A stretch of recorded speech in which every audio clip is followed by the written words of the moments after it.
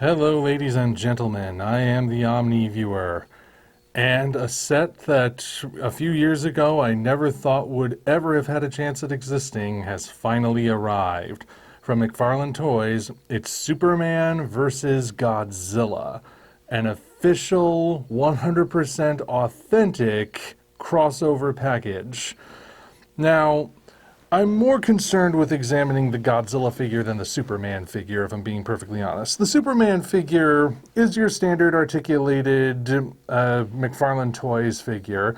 I'm not an overly big fan of the face they put on this for the screaming. I would have rather had a neutral face, but I mean, hey, it is what it is, right? It's still got all the articulation you would expect, the wire in the cape and everything, the stand. Couple of extra hands for whatever that's worth. But they've done Superman figures before, McFarlane Toys. I want to take a closer look at Godzilla. And yes, just like the Kong versus Batman thing, he comes with a little tiny Superman, which isn't as articulated, but is still somewhat articulated.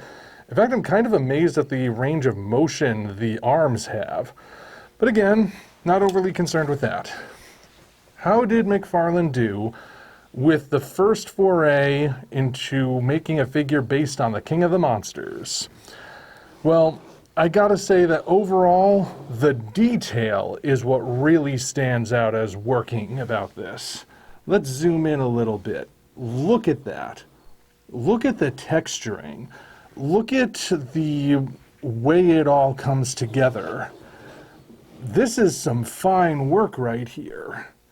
And I know some of you might question the choice about the spines, because those don't exactly look movie accurate to either 2014 or 2019. Heck, it doesn't even look accurate to Godzilla Evolved, even though that's clearly not what this one is. And you're right, but this is basically how the spines look in the comic book crossover, which is why this particular package exists in the first place. Same with the Batman vs. Kong one. So the spines are accurate to that. And yeah, overall, detail is the strongest thing about this figure. What about everything else? Well, McFarlane's been doing the super articulation recently for their hero figures, but when it comes to bigger figures, the amount of articulation can vary. And Godzilla is kind of in the limited range. You know, the arms can move up and down, the legs can move back and forth, the head can rotate all the way around, and the tail can rotate as well. It's a little bit limited because of how it fits in there. It comes detached. That's basically it. You could say that this is overall a really big movie monster series vinyl figure. I don't think it's actually vinyl, but basically in that range, where it's really good on detail, doesn't have so much in the way of articulation. It's going to look good, but you won't be able to do that much with it.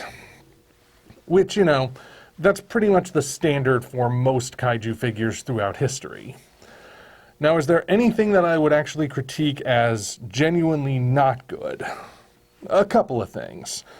For starters, there's evidence that there's a wire in the tail. You can see the two holes here and here that are generally present when something is bendable. I can't really get that much movement out of it because the tail is so thick. But what can you do? When you rotate the arms to a certain degree, you can see the exposed smooth part right here, which doesn't really look that good. And I've seen other figures in this size range, like the Playmates figure here, that don't have that problem, although at the same time, well, Playmates figures got exposed screw holes all down one side. Not a problem on this guy. But then there's the jaw. The jaw is articulated, and you have been looking at it this whole time with the mouth fully open. Want to see how much it closes? That's it.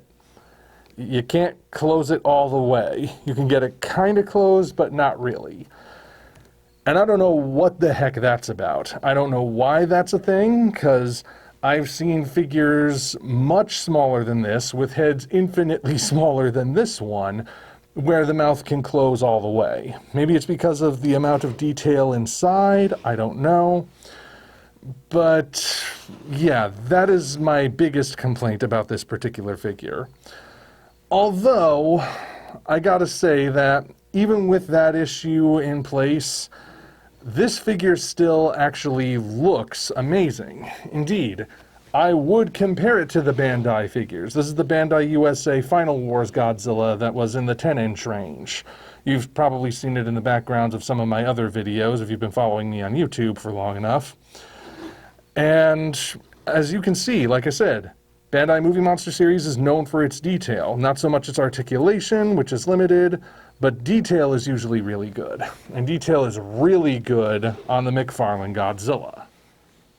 But this kind of limited articulation is something you'll find in all of their kaiju figures. And McFarlane has been branching out a little bit more into kaiju as of late. There's the nameless kaiju from the new Superman movie. There's Titano here, which was a semi-redo of the Kong figure with a different right arm and head. And of course, now we have Godzilla thrown into the mix. So, here's a question. Should McFarlane keep making kaiju figures?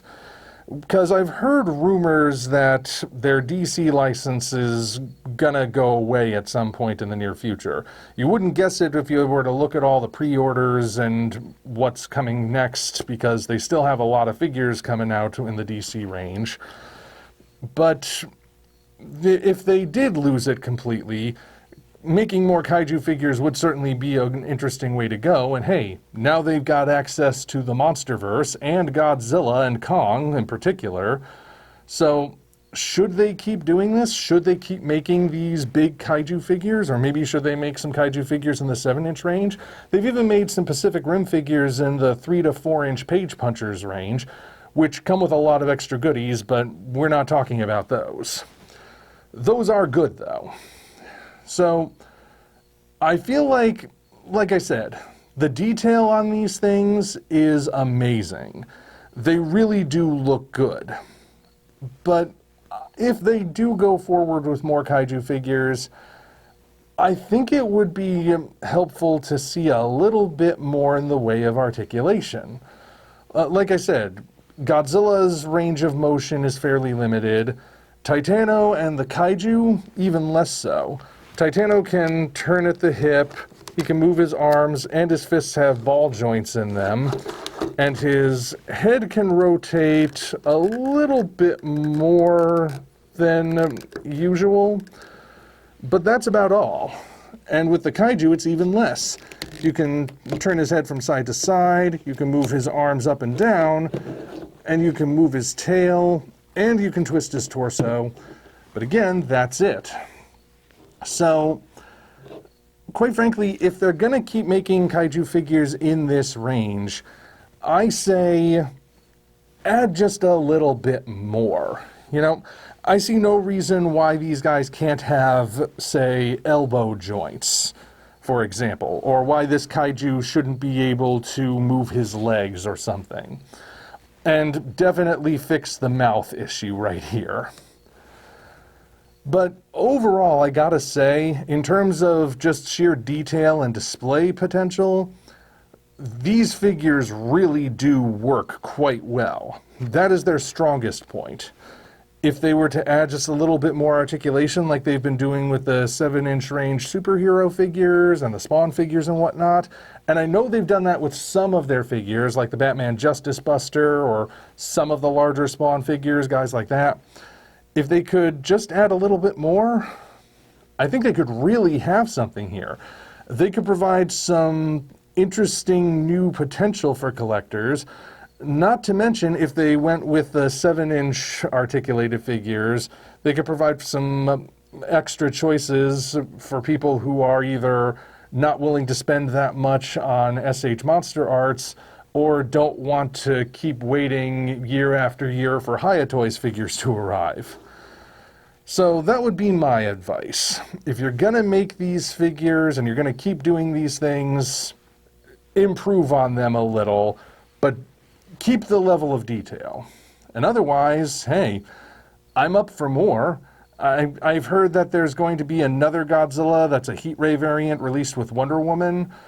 But if McFarlane wanted to do some other DC MonsterVerse crossover collections, why not? I mean, in the first Justice League versus Godzilla versus Kong crossover, Lex Luthor controls Mechagodzilla. There's a set right there. How about Mothra and Supergirl, King Ghidorah and Green Lantern, Rodan and Hawkgirl or Hawkman, and maybe branch out into some of the original figures, original Titans, I mean. Shimo versus Mr. Freeze, Scar King versus, I don't know, Peacemaker, Ambush Bug, who cares? But like I said, keep the detail, add just a little bit more articulation to these guys, fix the articulation you've already got, and McFarlane Toys can really have something in that case. But those are just my thoughts. Until such time as we meet again, this is the Omni Viewer signing off.